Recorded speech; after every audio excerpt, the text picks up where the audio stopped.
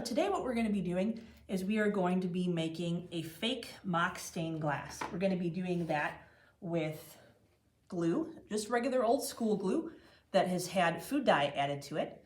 And you can see here I have the main colors of the rainbow minus the purple, because I'm not going to be using purple today, I don't think. It's just not my color spectrum that I want. But you can always make some purple between adding some red and some blue. Use a little bit, don't use a lot, because it'll come out almost black if you do. I'm also going to be using puff paint right here. So this is Puffy 3D paint. You can get an off brand if you want, but I really like the Puffy brand. It's been around for a long time. The Tulip brand, the Slick, also works really well. And also Tulip Metallics. If you get the Tulip Metallic and you get the black or like the gunmetal looking one, that's gonna look the most authentic. Just right now it's a little hard to find. So I'm just gonna go with regular black Puffy. You're also going to want to go ahead and go to Dollar Tree and get yourself an 8x10 sized panel of glass in just a frame, just a regular frame. You take out the back of it and you want to pop these little guys up right here. So they're all face side up, all right? Because we're going to be working on that glass a little bit later. I'm going to set that off the side. The first thing we have to do is we have to decide how to make what you want to make. So you can trace just about any picture. If you just take a picture out of a magazine and put it down here and trace the boundaries on things, or you can draw your own. Today I'm going to show you how to make a simple rose motif, okay? And that starts very simple. What you're going to do is you're going to make a letter C, kind of like so. And then you're going to make another C, like so, kind of fitting in there. And then what you're going to do here is you're going to make kind of a shape that goes around, and you're going to start to make wiggly shapes that just go around, like so. And as they go out, they start to get bigger, like so. And remember, we're not doing hyperrealism here, we're going for a fake stained glass. So we want there to be these nice big chunks of area to go ahead and fill out. See how easy that is? So let's do another one over here. A letter C with a letter C. You can even kind of make this little guy go off like that if you want kind of a circle there if you feel like it. Start to fill in kind of this half circle here. Half circle. Going on and completing this like so. They don't have to meet anywhere. Don't do this thing where you make each one like the same shape piled on top of the other one. Let it kind of just go around and kind of be random. Don't try to plan it too hard. There you go. I think I want this guy to be more luxurious. Go even farther with him. Or her. Them. There you go. Beautiful. Now we have two nice little roses there. Now if you want to, you can add some other flowers in. This is a very easy flower to do. This flower comes out like you're gonna make a triangle, but you don't complete it. And at the end, it gets kind of wavy like that. Another one comes out, kind of wavy. Another one comes out, kind of wavy. Another one comes out, kind of wavy. Don't close it up there. You can do this, make little lines like this just to help yourself out for later. We're not gonna really connect those, okay? That's important. Now let's do another one. Let's do maybe some daisies over here. Daisy is a circle in the middle. Figure out how many daisies you want first. I'm gonna put, I think, 3 daisies piled in here. One right there. And then maybe a daisy right there. And you can bring this off the page, that's okay. All right, so our design doesn't have to be stuck in the middle like that. So I'm gonna make a circle. I'm gonna go around the other side and make this kind of petal that comes off circle-like but is long, right? Kind of like a squished egg. Going out, fit in one there, make 2 lines as if it was gonna keep going. Remember, this picture is just where we're gonna put our puff paint outline, okay? You can change the flowers that you have in here. You can do kind of whatever you want. This is just the one that I'm showing you how to do.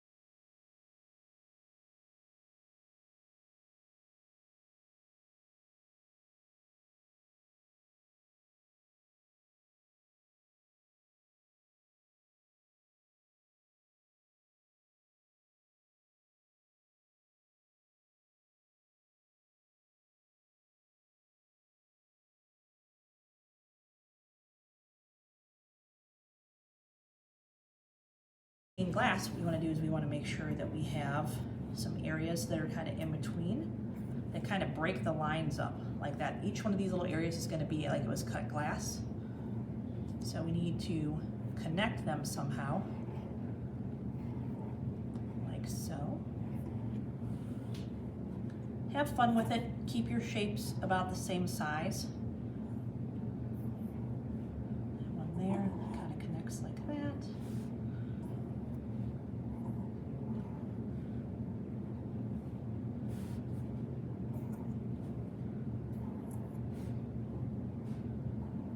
Like so. All right. Drew on the table by accident. Whoops. So now we have a nice design there. Next comes the part that can be a little tricky. What you're gonna do is you're gonna put your design at the bottom down here, okay? And when you're designing, you wanna go ahead and use your puff paint right on top of this, because when it's done, you can just pop it out and flip it, okay? And we're actually gonna be designing on this side. Like I said, we're designing on this side, using this to trace, but when we actually make it, we're gonna probably flip it afterwards, so it fits in the frame. So I'm going to go over and get my puff paint here. I think this one's a little more full actually. And with these, you want to keep an eye on the top here when you're using them, because they can get all blobby right there. So I have a little piece of paper I'm going to bring over here like this. And I kind of want to make sure that I'm over what I'm doing, so I have to kind of actually get over it here. And I'm going to very gently, let's test it over on the side there, it's coming out well. I want to hold it slightly above what I'm doing. Oh. Looks like there's some air bubbles there. There we go. Well, that's not an ideal way to start, but it happens. Going through, like that, just gently tracing, getting the varied shapes there. It doesn't have to be exact. Should be pretty close. Go over here. I like to do the main flowers first, and then I do the connecting pieces. And after you get practice enough with this, you can just draw freehand like this. When I make these for my clients, the backgrounds on there, and they want something to do a fake stained glass with, sometimes they ask for flowers and they have a hard time with it. You know, I'll just freehand something like this for them. It's very relaxing because you get to see the paint kind of lay down. And remember, don't get too emotionally involved with the exactitude of your lines here. It doesn't really matter. So I'm going to go ahead and trace this, and then I'm going to do that and fast forward this next section.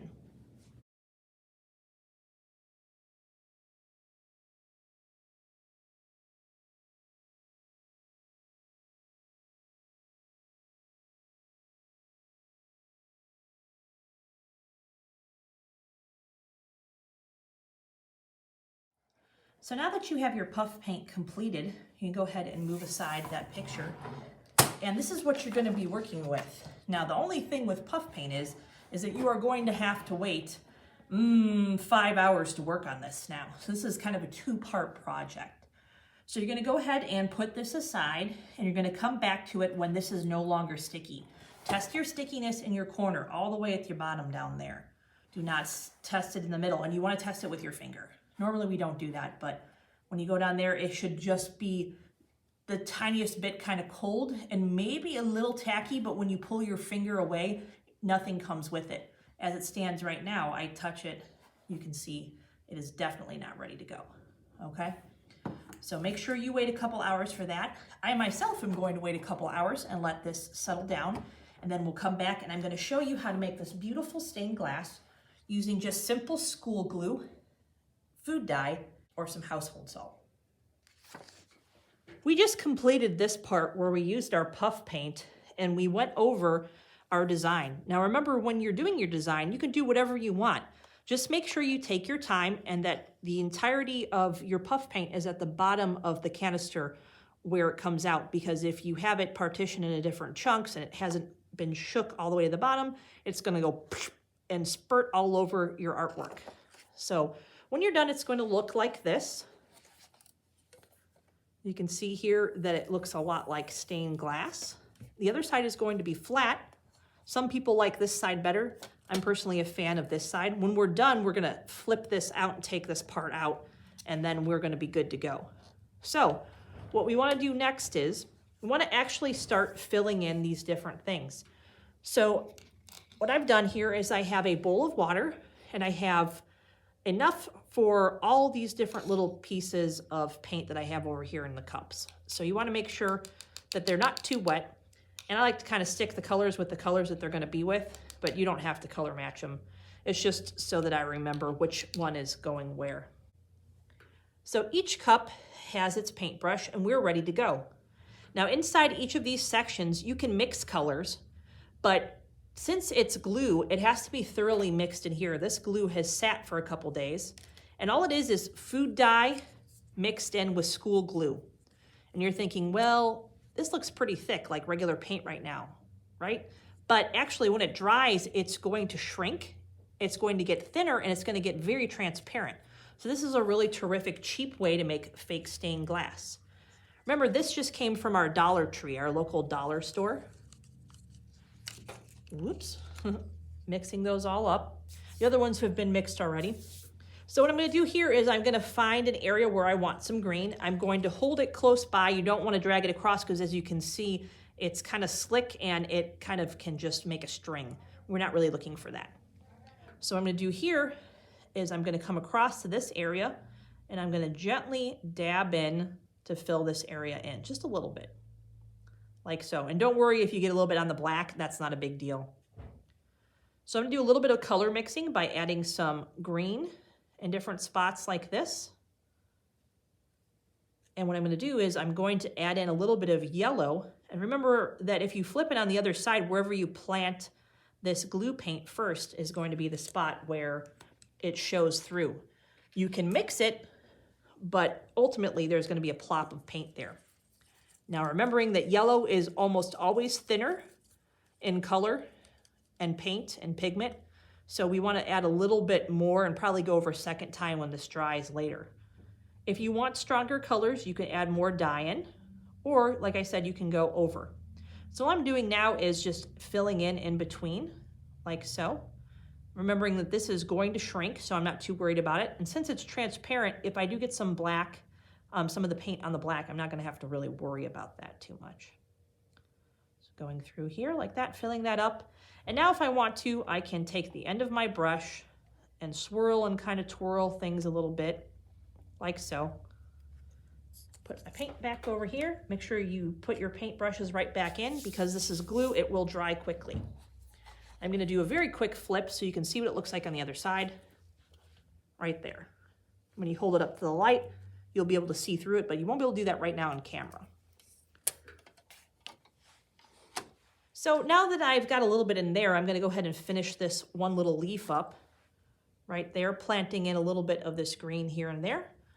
Same thing with the stem, a little bit of green here and there. And then I'm gonna fill in the rest with some of this yellow. Can you use colors that are not natural, local color that comes naturally through life and nature? Sure you can. It's yours, you can do whatever you want with it. But just remember, once it's down, it's kind of living there. Can you peel this whole thing off? I've seen somebody do it before, but it's pretty difficult to do if you're gonna start completely over. So try to make sure that you have your colors about where you want them. Okay, and then remember you can always do a little swirl and twirl if need be. Go ahead and swirl and twirl over here. Now these are gonna be very transparent, but they won't have any like crackle kind of effect. And we're actually gonna discuss that in just a moment, how to get a crackle effect on this. You won't be able to see it until the end of the video when it is actually dried. It's one of those things you have to be patient for. There you go, against the white. Looks good. And when you're doing this, make sure you have these little thorns in here down. Otherwise, it's going to be difficult for you to check it when you flip. You don't have to flip all the time, but I'm just showing you on camera.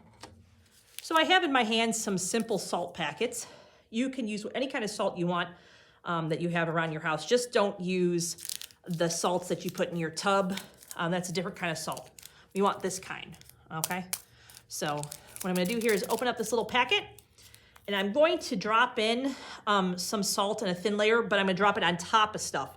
Don't put it down and then put your glue in, because what you're gonna do is you're gonna pick up all these little granules and then you're gonna contaminate your little puddle of stuff over here. So, moving this over this way here.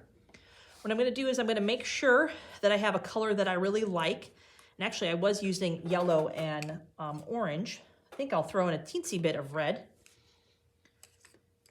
So I'm gonna go ahead and put down a little bit of this orange, remembering to rotate like spaghetti, dropping it in there.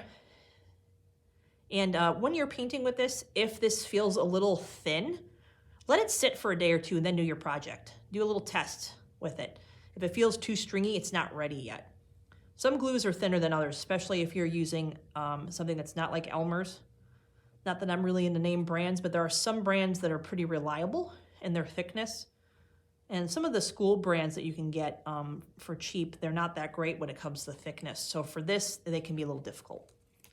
So what I'm gonna do here is I'm going to go ahead and drop in a little bit of red, just for a little bit of oomph, kind of in the middle of each one, because it's just kind of a little pop of color, a little afterthought.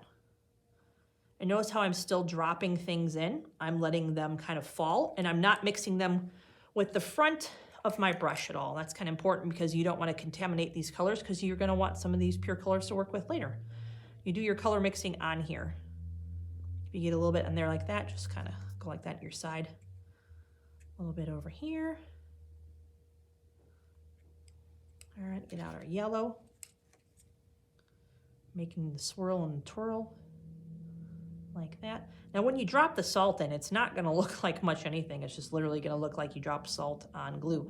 But when it dries, it's going to crystallize very nicely. So be patient. At the end of this demonstration, you'll get to see the crystallization when I show the final photo. So I'm still gonna do a little bit of swirling and twirling first, getting it how I like. Looks really pretty on this side. Like so. And then I'm gonna go ahead and open my packet, make sure that it's towards the bottom, give it a couple little taps. Gently turn it sideways, couple little taps, same thing, sideways little taps like this if you're using one of these. And then you just wanna go ahead and give it some more taps so that it falls in kind of chunks like this. And it'll be absorbed on its own. You don't have to worry too much about it. Anything that's extra you can shake off when the project is dry. Okay, and then what I like to do here is I like to pick up and get the extra salt off, blow on the side here.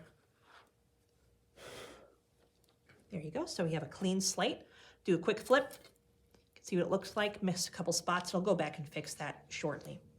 So what we're gonna do next is, after this, I'm gonna go through and do this quick time lapse for you so that you can see how it's filled in.